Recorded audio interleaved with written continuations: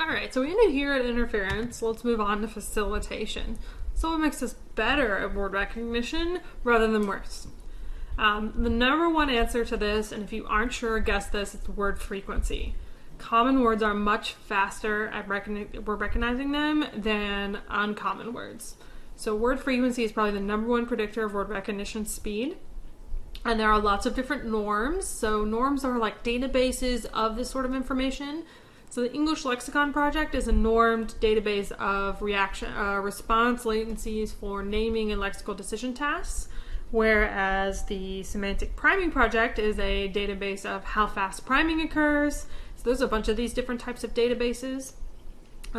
So for frequency, what we've got is Google. So I highly recommend clicking on that link and going to Google's Ngrams. It's the entire Library of Congress, and you can plot all kinds of fun things against each other. But they have word frequencies across many years in books.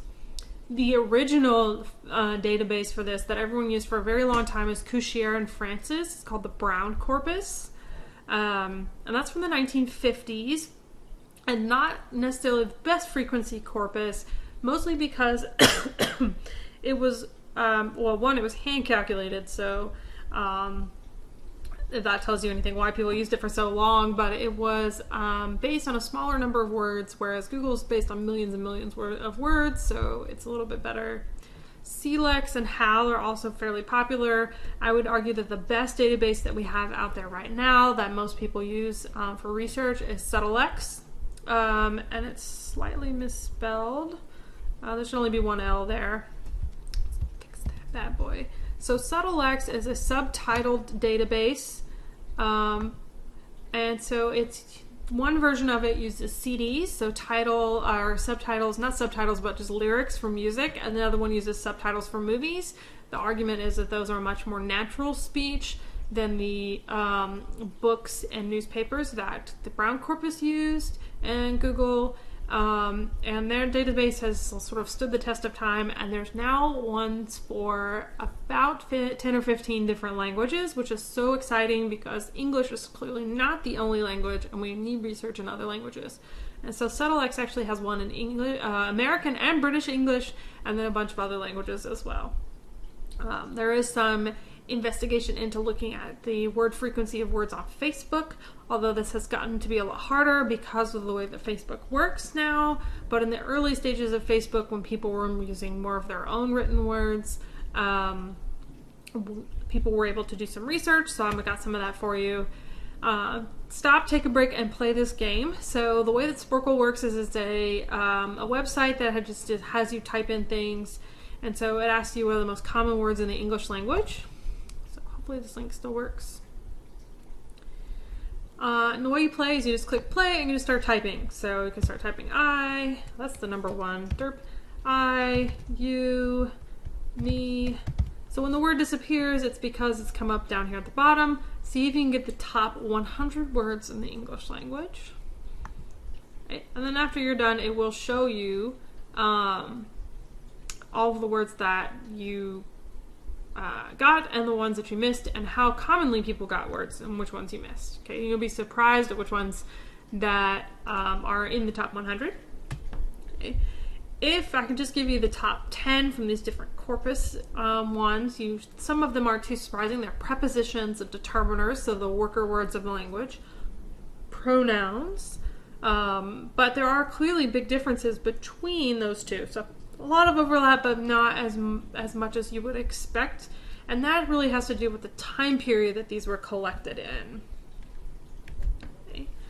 So word frequency is the number one indicator of word recognition times. But one issue with that is that these norms, they sort of change over time. So there are words that get added and deleted all the time into our language. And so really it's difficult to keep up with because of this change in word frequency over time. One issue with word frequency is our interpretation of it is not the way it actually works. So people will rate words as more frequent even if they're the same. So if I gave you giggle and cohere, you would mark that giggle is more frequent than cohere even though they actually have the same frequency. And one big concern about word frequency is this interaction with expertise. So obviously some words are more frequent in language, in people who have different types of expertises. Like I'm pretty sure I say homogeneity way more than the normal person would, but that's because of what I do for a living.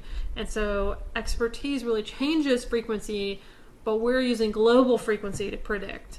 So if we're looking at basic nouns, word frequency is a very strong predictor, but then it gets kind of tricky after that because of life experience. Another thing that makes you faster is if we look at what's called age of acquisition. So age of acquisition is the age that you first learned a word. Now this is again averaged over lots of people. There are words like giant. Giant is actually a low frequency word, except when you live in New Jersey, because you're very close to New York, and there are lots of people using the word giant. But anyways, football joke aside, it's actually a very low frequency word, but it's not a word that's learned early in life. And because of that early learning, we're actually faster at recognizing that word than you would expect. So words that you learn early, so have a lower age of acquisition, you're younger, are much faster than words that are learned later in life. Likely not because of frequency, but because of experience. And so that's a problem, is like cumulative frequency is difficult to capture. Word frequency, just like as parts per million in language and its use, is easy to capture, but cumulative frequency across a lifetime is much more difficult. And so that's where age of acquisition comes in. As we grow older, our brains are less plastic, and so those early learned words have much stronger representations. So that means that they have more activation in the brain. There's more links to them. As we learn words later, they don't link as much because we're less plastic. They just have less connections to things. So you can kind of think this as like a web. So things that are learned early have more connections. Things that are learned later have less connections. More connections is faster when you're talking about recognizing a word. Word length is actually a strong predictor of reading speed, not too surprisingly, but it's a difficult thing to measure. So do we measure by letters, by syllable, by length of the naming time, which is what we talked about at the beginning of this lecture, phonemes, morphemes, like how do we measure length of a word? So it's not the number of letters that doesn't seem to have an effect on words, except when you get past that buffer of the foveal vision. So we talked about your fovea is about 2 degrees of visual angle and then about 5 degrees of acuity. So once you get into really long words, you're having to make an isoccod. That takes lots of planning. We talked about how that works earlier. And so it's not the number of letters until you reach a certain point. So below about 12 characters, it's not letter numbers. But syllables are a good proxy for length. So words with more syllables and more phonemes require longer to recognize, mostly because they think that you're also speaking it in your head, like to yourself, your internal speech. And that takes more prep work because it's a longer word. So you have to look up how to move your mouth, how to form the sound, so things with more sounds take longer. Shorter words are better.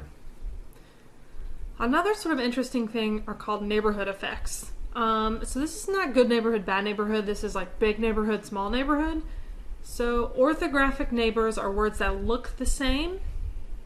Sometimes this is defined as the number of words you can create by changing one letter. So if I have the word cave, I can change that to save, wave, have, even though it doesn't sound the same. But I can also make that into, let's see, I can make that into C-A-M-E, so came. So anything that we can change with just one letter and come up with a valid word. So they say the N is the neighborhood size, or what's called density. And surprisingly, words with more neighbors are easier to recognize. You would think there would be a lot of competition from all these other words, but you have to remember this water spilling idea of spreading activation. So things with more connections actually go faster. So which one would be faster, game or cave? And I actually don't remember the answer. So one of those has a larger orthographic neighborhood than the other one. I really want to say that cave is a larger one, but don't quote me on this. But either way, the word with the larger orthographic neighborhood would be faster because clearly the number of syllables we've held constant. Phonographic neighborhoods are another thing, but we'll get into that one later. Word and non-word differences. Words are faster at recognizing than non-words. Non-words are your words that are created by stringing together letters that aren't valid. No duh, the words are faster than non-words, because with non-words you sort of have to check multiple times to make sure it really isn't a word. Sometimes these are called pseudo words. So words that aren't real that are pronounceable. So they're the right CVC combinations, so consonant vowel combinations. We're much faster at saying non-plausible words, so TNVK. We're much quicker at going, nope, that's not a word, than we are words that are pseudo words. So tink is actually kind of slow at saying, no, it's not a word, because it has a valid set of consonant vowels. Priming, duh, priming makes you faster, so you'll get sick of priming for the end of the semester. Hopefully not, because priming is so interesting. But there's repetition priming, form-based, or what's called orthographic priming, and semantic priming. So repetition priming is when we just repeat the word twice. So we're faster at recognizing words when they've been repeated because we've already heard them once. Okay. But there's this sort of interesting effect that it's called frequency attenuation, where if I'm repeating words that are low frequency, it actually makes them even faster than those high frequency words. And to me, what that means is that the high frequency words already have an advantage. So they're quicker anyway, because they've got that frequency on their side. But as we do this repetition priming, that brings the low frequency ones up to the same level. And so it sort of temporarily creates a high frequency. Form-based or orthographic priming is where we're faster at words that look the same, and this is kind of tied to orthographic neighborhoods, so words that have more words that look the same make you faster. Same idea. If the words look the same, we get faster because it's helping us with that neighborhood. Semantic priming is where we get faster when words are related in meaning, so that's at a different level. Orthographic priming is at the very low perceptual level. Semantic priming is at a deeper meaning level. So, what else makes us better? Well, paying attention. So reading is an automatic process once you learn how to read. Obviously, you have to be taught to read, but once you learn how to read, word recognition is automatic. And so that focus of attention helps us go faster. And so sort of like the Stroop task. The Stroop task shows us that word superiority effect, the effect that we want to read the words more than we want to look at their perceptual features. So automatic processes are processes that are fast, unconscious, obligatory, facilitatory, and don't involve working memory. So it's a big, long definition to say that nothing messes them up. They're automatic. They happen like this. Attention processes or control processes require central resources, so like the CPU of your brain. So it requires your focus, working memory, so how much you can concentrate on at once. And those are things that are controlled, so they're not fast. They're slow, and they require you to sort of access and do it consciously. Right? So if reading is automatic, how is it also controlled? Because most people believe that reading individual words is somewhat automatic. But then when I tell you you're reading and you're doing it automatically, you're like, no, I've got to focus to read, right? So how is it both? Well, what we see is that with these priming studies, with those really short SOA, so the stimulus onset asynchrony, so they're only on the screen for a very short amount of time, we get this automatic priming. So it's kind of like, here's the word, your brain's like, oh, okay, I know what's happening. And it just sort of does it for you. But when you show those longer SOA, so it's on the screen for a longer period of time, you have time to focus on your attention on it. You can switch to these controlled processes, and so you get what's called controlled priming. Okay, so we get, they both help, It's just that controlled priming tends to be a little better because you sort of have longer to do it. The more related that the two words when we're talking about priming are, the more priming you see. So that's predictive validity, sometimes called the proportionate effect. And essentially, if I give you two somewhat related words, it takes a long time for the water to go downstream to get to both words. If I give you two very related words, those dominoes are right next to each other, and so it's really quick. And so we get more priming. It's much faster because they're right next to each other rather than being kind of far away from each other. Okay. And so it's the idea with this reading is automatic and controlled is that the quick process is automatic, but we also get these controlled processes that also facilitate word reading. So word recognition is both quick and automatic and controlled and slow. It just kind of depends on which part of it we're talking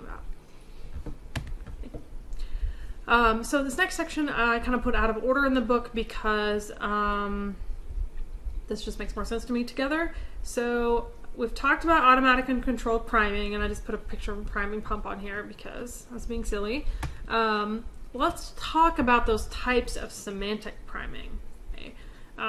There's a couple of different types of semantic priming. This is also kind of what I did my dissertation on, so I'm kind of a little partial. There's associative priming. So association is tied to meaning, but it's really tied to context. So it's when words are used together in context. So rock and roll are associated in a different way than using the words for their literal meanings. And peanut butter is a pair that's associative related but don't mean the same thing. Okay? There's a lot of databases that contain this sort of information. The most famous one is the University of South Florida Free Association Norms from Nelson. Those are created by doing a free association task, which is Family Feud in reverse. So if I say lost, the first word that usually pops to mind is found. And then there's a really cool website called Small World of Words, which I highly recommend going to.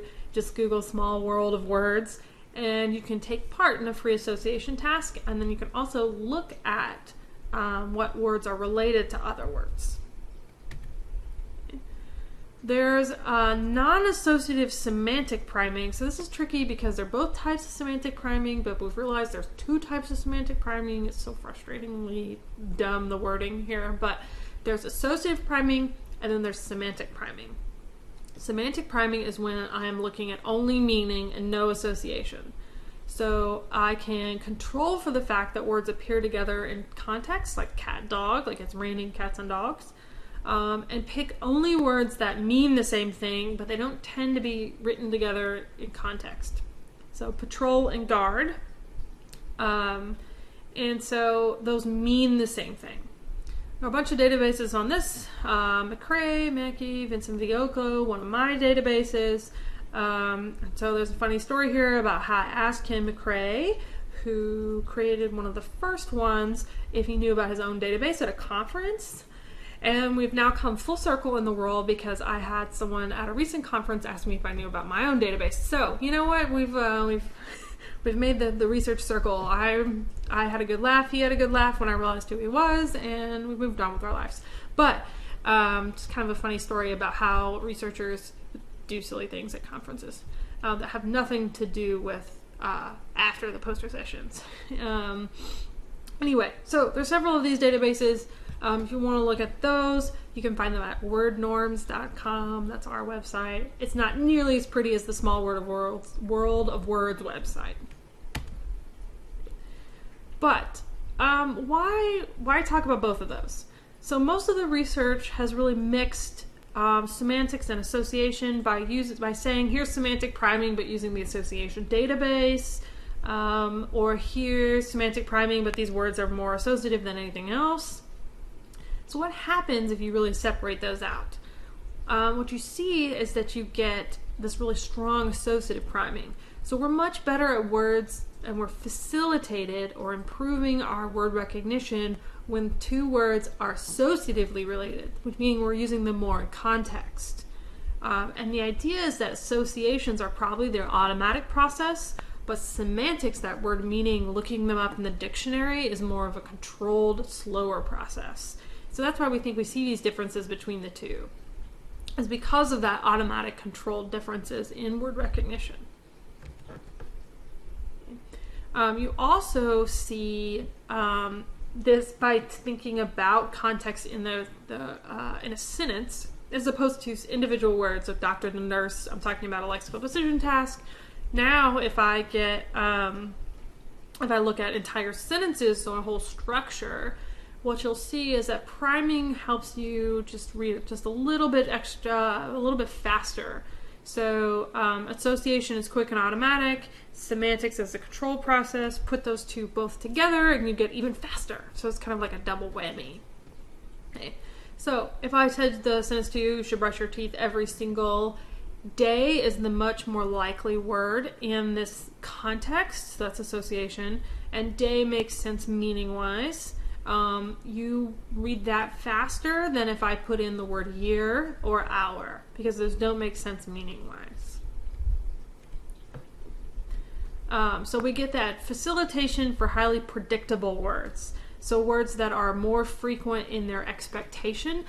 Also facilitation if they're more frequent just overall, but more frequently you would expect that word. So you're predicting that's the next word. So you get that over words that still fit in the sentence but are not as nearly predictable, and even faster than words that don't make sense.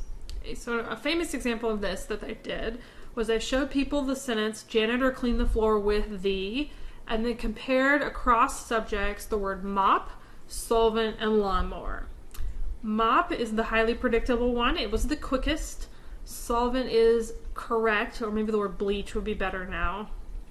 Not nearly as predictable, but still valid. So we read that faster than lawnmower, because lawnmower is not predictable or valid. So these are controlled processes. The control process is expectancy generation. So we're generating the word we expect to see next, and that is definitely part of semantics. Okay. Some other research using event-related potentials, or some ERPs, so these are brain waves. And those results suggest that priming and context-based work at the same time. So if I look at the N400, which is the point in the wave 400 milliseconds after you see something that we think is related to lexical access, so looking up what the word means, what I see is that the N400 changes based on the amount of associative relationship and the amount of semantics. So we get this difference in these waveforms based on what you're reading and how related they are. So we're much faster if they're associative related. We're even quicker if they're both. And so that it's attenuated, meaning the N400 is smaller. And the reason it's smaller is because you're expecting it, and so you don't get quite as big of a like, ooh, interesting word kind of reaction from your brain. So all of this is control process. We're sort of checking to make sure the items are the right one. We're using our expectations, and we're integrating those words into larger context. So most of that is like semantic based. You see, they're mostly about meaning. Our automatic quick processes are mostly due to association. So all that kind of sums up that priming area. Some other factors that help you with facilitation is grammatical categories. So think about this like Mad Libs. There are words that you expect. So if you're expecting a noun and you get a verb, you're confused. Imaginability, which is actually one word, but it's the how concrete the word is. It's not quite how concrete it is. That's a different one.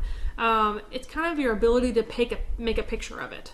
So if you can make a picture of it and you can imagine it, it is much faster than words you can't imagine. So we get a much faster reaction for desk than we do for the word truth, because desk is imaginable. How meaningful these words, for how meaningful they are. We have databases full of that stuff, and words that are more meaningful are faster, and how concrete it is. So how touchable is it? So desk is faster than unicorn because desks are touchable. Okay, both imaginable, one's more concrete.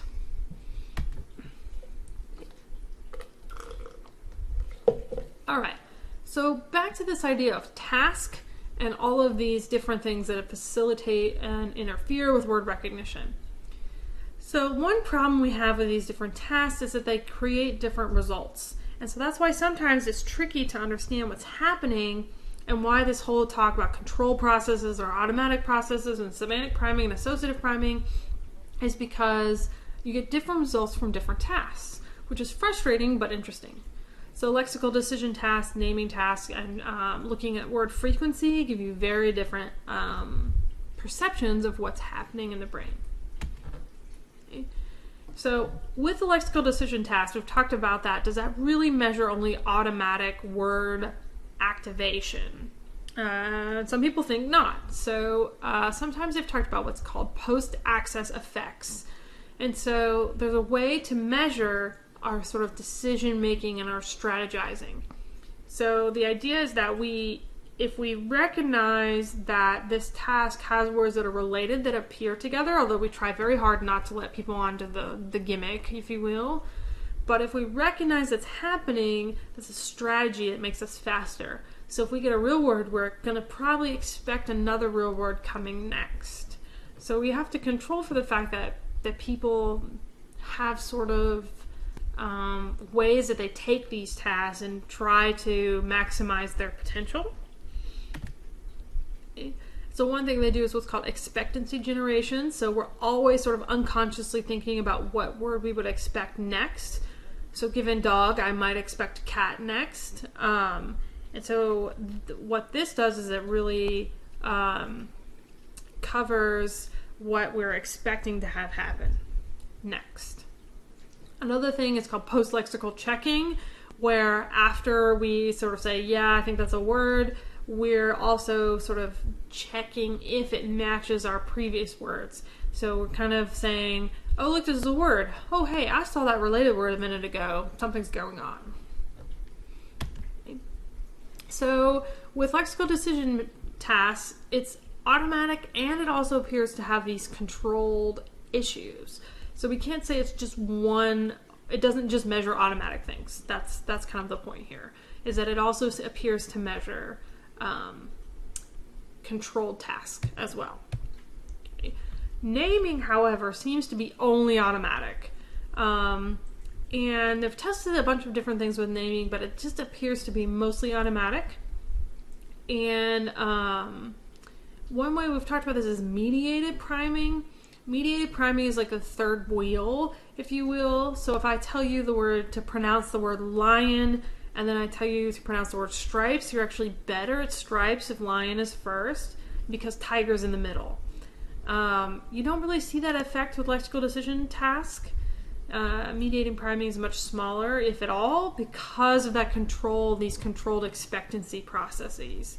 And so because those processes are there, it sort of blocks that relationship.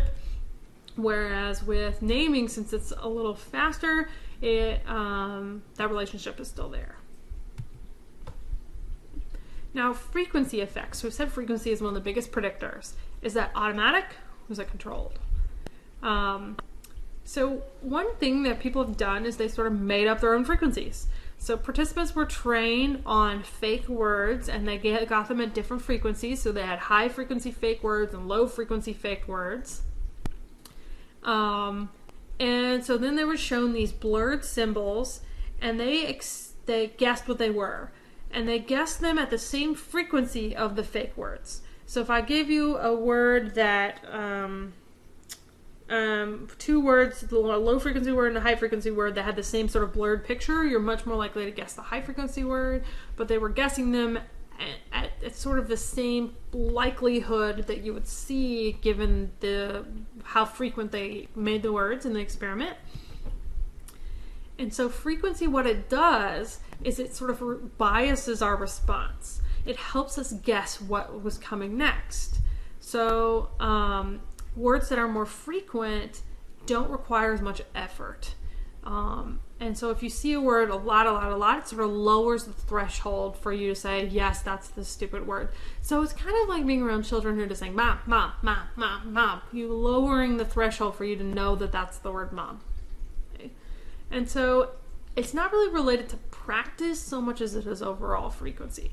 And I have no idea what my hierarchical example is anymore. People are sensitive to frequency, but expertise does still play a role. So I don't remember what it is. Not important. Okay. So, kind of a summation of this section. Lexical decision tasks are sensitive to frequency because it's a controlled process. Frequency of the of an orthographic neighbor, so this is a priming, actually can hurt you.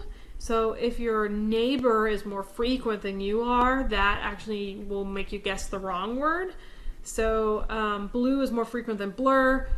So if I got blur, I would guess blue because it's more frequent and it looks the same. So it can cause you to make mistakes. For naming, we only see frequency for regular words. That means they match the sound and spelling rules.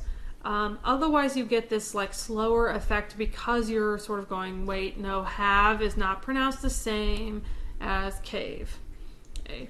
But the frequency of an orthographic neighbor actually helps you. So you get this like complete opposite effect between lexical decision and naming. And so that's why it's so tricky to study this. And I don't know that these like each one of these little points is really something you need to know, but the idea that we get different results from each task is what makes this so complicated, is because sometimes the word frequency of the words that are related help you, and sometimes the word frequency of your neighbors hurts you, but having a lot of neighbors helps you. Having a small amount of neighbors can hurt you. And so it's like it's really, there's a lot going on with word recognition, and it's just amazing to me that we recognize words at all and the speed that we do it at, because there are so many factors involved. Okay. And so the next section is going to cover brains, but that's also where we're going to take a break so that the section isn't too long, and come back and we'll start here.